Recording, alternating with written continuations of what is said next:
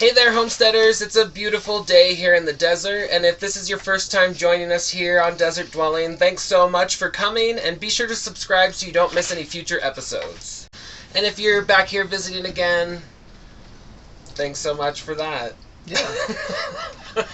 You were supposed to say it. I know. I messed it up. And if you've been here for a while, thank you so much for watching, and leave us a comment and tell us what else you want us to see, what you wanted, crap. And if you're returning to the channel, then thank you for watching us, and let us know down in the comments what videos you'd want to see us do in the future. So as you may have noticed from the thumbnail that you clicked on... So as you may have noticed on the thumbnail that you clicked on today, we're going to be talking about starting seeds indoors so we can put them in the high tunnel once the nights warm up a little bit more here. And then in the kitchen, I am going to be using some mango and plantain that we got from a friend, along with some stuff we have growing in the high tunnel and just some staple things we have around the house to make a tasty, all-in-one rice and beans kind of meal. Yeah, so let's do this thing! Let's go! We're Kaliki and Bret, a rugged and adventurous gay couple who are sick and tired of clashing with life in the city. So we decided to head into the desert to chase our dreams and thrive. Along with our furry friends Chuck and Momo, We'll explore DIY projects, tiny house construction, gardening, hiking, cooking, and share what it looks like to jump headfirst into homesteading. So subscribe and join us on our dusty adventures to build this desert dwelling. Alright, well, we already went ahead and hydrated our little peat pellets, which we will show you here. This is what it'll be showing here, not you. You want to say it? No. And then we'll have these pots here. I don't even know what you're doing. I don't know either. Okay, so now that those are all ready to go, we have our seed map for where we're going to put everything so we can remember what's going on. In the past few years, when we've done seed starting trays like this, we get really like crazy and just start putting everything in there. So this year we want to keep one tray to be like tomatoes. Tomato things and tomatillo things, so we're doing ground cherries and different kinds of tomatoes and tomatillos because they all kind of survive in the same realm as they're germinating. So one tray will be that, and the other tray is going to be peppers and strawberries. Yeah, we can't help but get a little wild, so we're doing peppers and strawberries. So we kind of picked what we wanted more of, so we'll get started. We'll just start doing it. The first one we're going to do, ones that we ordered from Baker Creek a little while ago in an episode you may have seen. It's the blue cream berry tomatoes. And we're going to do 3 rows of 6. So we're shooting for 18 plants here. Which is wild, that's a lot, but they look so nice. They look so... That's too many. It's okay, we'll put them back. I'm scared. I should... Put more in there? I think a couple. A couple. Should I just do 1 in each one? Yeah. I feel like I'm always doing 2 in each one, and then I'm like, I'm killing so many plants all the time. Yeah. I need a little thing to make a hole or something. I'm gonna use the tip of these scissors just to get this in there a little bit. Some of them kind of have a little hole in it, but the way we watered them, they got a little wild. I can start poking. Yeah, teamwork.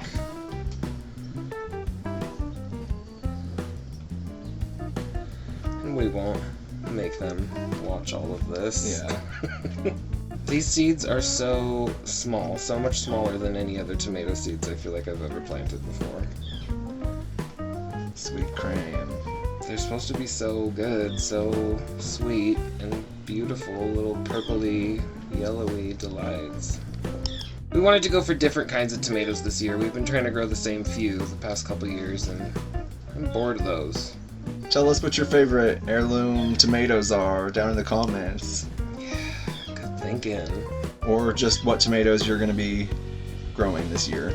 Or what your favorite tomatoes are in general. Maybe we'll grow them this year, next year, some year. Sprouts in 7 to 14 days. Seed depth 1/8 of an inch. So barely anything. Yeah. So the next one that we're going to be planting is the green zebra tomato. And Bret's had these before, so we're not going to grow as many because he's not as excited on them. So Mouthy. it's just truthin'. So we're going to do just 12 of these, which is still a lot of these. It's going to make so many still, so. Alright, 12 green. Poke them down. Poke them down. Maybe one's going to grow on the ground in here now. Maybe half it will. He's going to go 1/4 of an inch down. It's a little more. Perfect, lovely. So now we're going to do these ground cherries. We've never had ground cherries before, so we're going to do 12, 18, 3 rows, 18 of these ones too. And it says to put them 1/4 of an inch deep, which seems wild because they're so tiny. Normally seeds this small are like surface. Yeah. I don't know how I'm going to even get them in there. Dainty. Oh, one of them just fell. Down there. I haven't got a lot. Oh, they're so small it's really hard to control. You need one of those little syringes. I don't know how it works exactly, but I see them. Yeah. Ooh-wee. I kind of want to just throw one of these on the ground in here. One of the seeds? Yeah. Yeah, do it.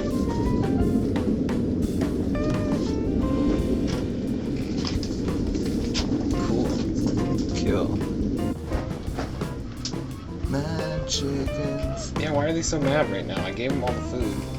I didn't give her, like, the fun food today. I only gave her pellets, so she's probably mad. She wants worms and seeds. whatever.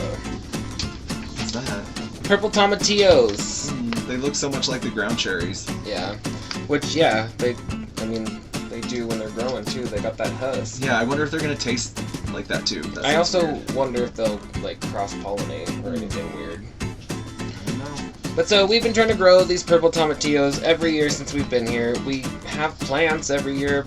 The farthest we got were some green, underripe tomatillos that froze because the frost came early. And, so hopefully this is the year that we'll actually have some. Last year we had a really beautiful one, but it was just one, and tomatillos need a friend.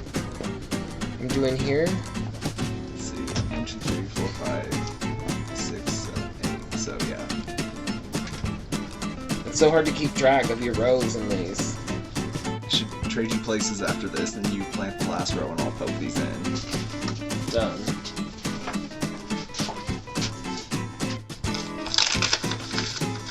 So this last one we're doing is a German Johnson, which is a large red beefsteak variety that tolerates heat really well, which is super important in this desert climate. And we have some that came from a seed packet, and then we have a few that are from a tomato that developed last year, just enough to harvest the seeds from, but not enough for us to eat. So we're going to test out if those are good, viable seeds. They look nice. They're newer than the other ones we're using. It'll be interesting to see, like, first of all, I mean, like, if they sprout and do it, or, like, if they sprout sooner or slower. Yeah, or if they're, like, more of them germinate. Yeah. Get them, churn it. You want to be the speaker and planter this time, or? Yeah. Okay. First up, we have these strawberry Regina. They're like a, kind of like an alpine strawberry, a smaller type of strawberry. Show you both cameras, you. And so yeah, we're gonna do these first 2 rows of the Regina strawberry. Small and sweet, ain't it neat? All right. Oh, so delicate. Oh my. Well, that's at least. Well, I should get a couple more just because danger time. Okay. Got him. Seeds so very small. All right. I'm gonna aim for like 2 in each one, but there's probably gonna be more than that. Surface sow. 14 to 8. Oh my goodness. 14 to 48 days To germinate? sprout. Yeah. What? So Hopefully with the seed mat, it's not going to be that long. It says barely cover lightly with soil. So, Well, nobody prepared me for that. we can do it. Should we just throw those on the ground in here? Yeah, let's do it. Surface so. Just lightly cover with soil. Just dust it. Oh yeah. That looks great. Right. Can't tell what's dirt and what's a seed. I think we're good. Alright, what's next? I've got some hot mix peppers. So we got these hot mix. These kind of have a little seed coating on them. They're weird. We haven't had much luck with them, so hopefully we will this year.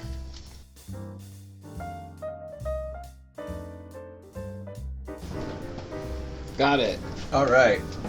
And now, color mix bell pepper. Rainbow bell peppers. We got those purple, orange, yellow, green. Which, I mean, some of those are just the same, like a green bell pepper. It's just a red bell pepper. Yeah. And we've got these Sugar Rush peach peppers from Little Salty down in Texas. So exciting to finally get to grow them. We got them so long ago, like at the end of last summer.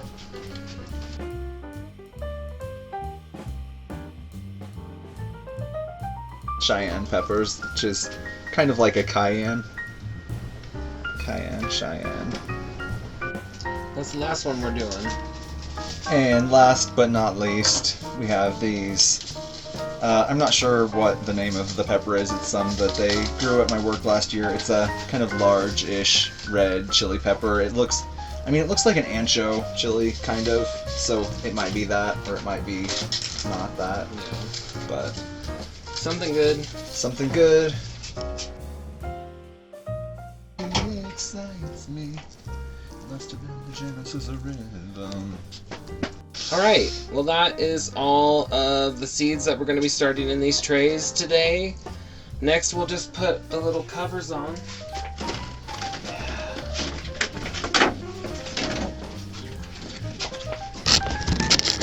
This will just help keep them nice and moist and warm.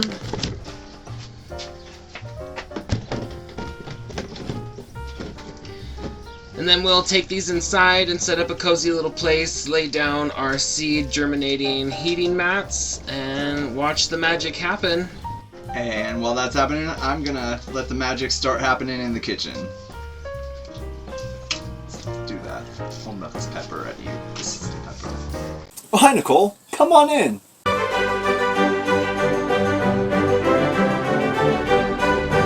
Today I'm gonna be making kind of a typical lunch for us, just like some rice and beans with some vegetables or something on it. Today I have some fruit we're going to be using.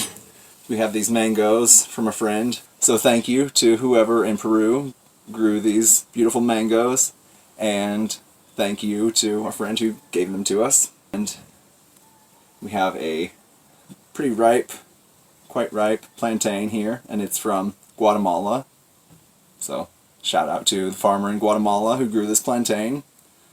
And then we have some kale that I picked just a minute ago from our high tunnel.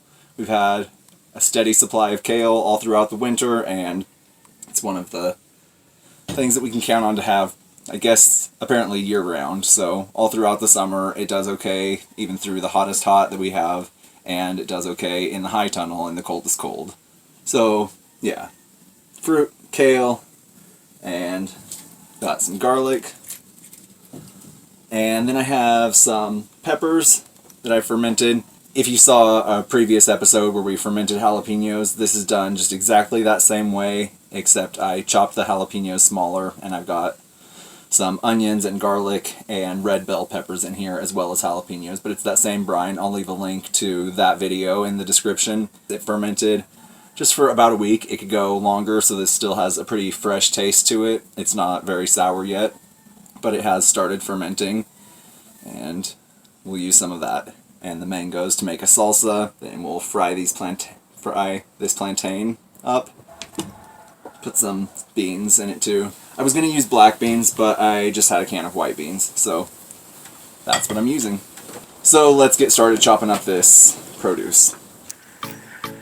With the mangoes, you can tell they're wider one way than the other, and this narrow way, the seed is growing down the middle, so I'll cut the sides off around the seed.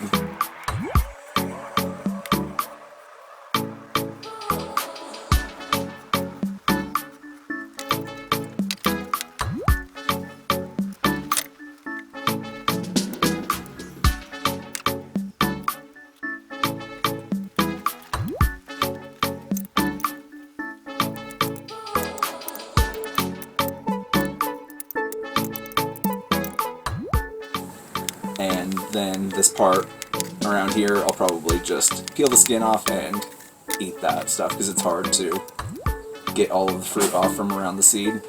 So it's easier just to chew it off.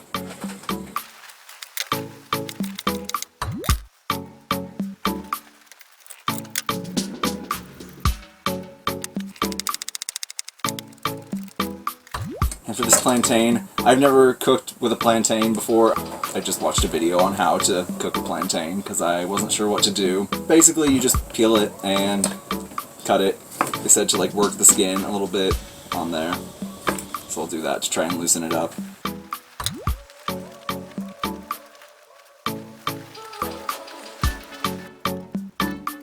When plantains are ripe like this, you can eat them just raw, but still people usually cook them. I've heard that it's good to get them really caramelized, so I'm going to have my oil nice and toasty hot when I put them in the pan. So once those are all fried, I take them out and drain some of the excess oil out of the pan because I don't need that much. Probably didn't need that much in the first place. And I'm just going to saute my garlic and kale for a minute until that sweats down and shrinks a little bit. And as I'm cooking this kale, I'm realizing that I didn't wash it at all, and there's a bunch of straw and stuff in that, and probably not going to hurt me if I eat a little bit of straw, but, you know, if you're doing it, you should probably wash it, just to be safe. And I'm just going to toss my can of beans in there, give everything a little bit of salt. Now everything's ready to go. I've got a pot of rice that I have cooked already. So I'm just going to start assembling things now.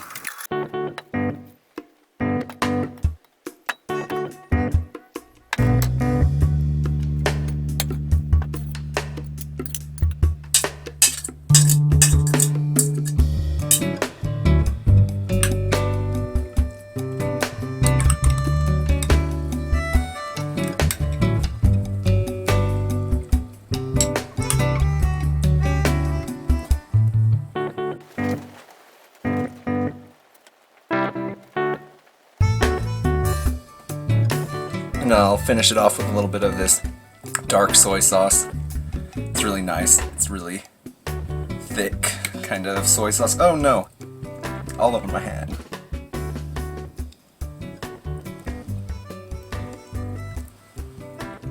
Alright. There you have it. I'm a mess again. Can I just do one episode without getting some crap all over my hand? Is that too much to ask for?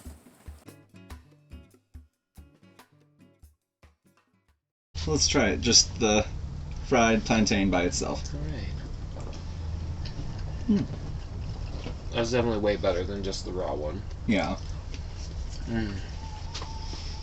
I like it. Yeah. Oh, we don't have... Oh, you brought us spoons. You're so up. good to me, to you. It's so beautiful. Yeah. Cheers. I'm gonna try to get everything, but it's kind of hard. Yeah, I'm gonna gnaw at the plantain the first round. Yeah, I just want to kind of mix everything together. That's nice, though. It is nice. I mean, really, like, the rice and beans and kale would be fine by itself, too. That would be more like an everyday kind of, just like what we would eat, ideally, when we're not eating, like, fake chicken sandwich or something. Yeah. The plantain is really fun with it. I like it. Yeah, I need to try it. Yeah, it got, like, caramelized so fast. I mean, it had the oil really hot, but I was still surprised like how fast, because I think because how ripe it is, there's just like a lot of sugar in it. Yeah. This is also nice. I love it.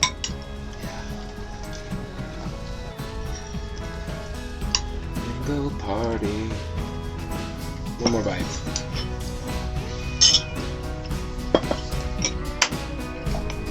So good, thank you. Thank you. Thanks for the compliment. I hope you guys enjoyed watching us plant our seeds today. It'll be, I don't know, 4 to 48 days, I guess, for something to sprout. We will keep you posted on what happens. Yeah.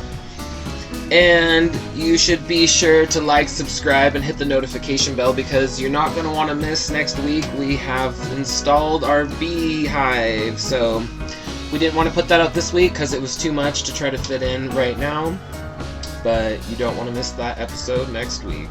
And if you like what we're doing and want to support us and want to see all the recipes, or you want an introduction into Bret's kitchen, then check us out on Patreon for all of that stuff, along with monthly seed subscriptions and other fun little goodies. Yeah, so we will see you next Tuesday. Bye! Bye.